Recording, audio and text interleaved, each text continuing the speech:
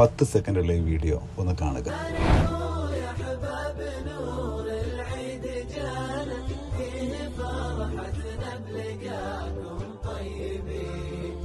പിതാവിനെ ചേർത്ത് പിടിച്ച മക്കൾ തേങ്ങിക്കരയാണ്. തളിർ വെക്കേഷൻ ക്യാമ്പിലെ കാഴ്ചയാണിത്.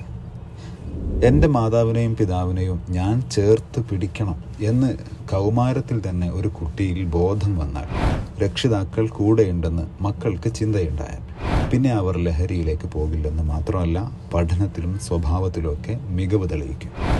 പഠനകാലത്ത് ഫീസ് അടക്കുന്നത് മാത്രമല്ല, അവധിക്കാലത്ത് അവരുടെ ധാർമ്മികതയുടെ ഫ്യൂസ് നശിച്ചു പോകാതിരിക്കാനും ശ്രദ്ധ വേണം.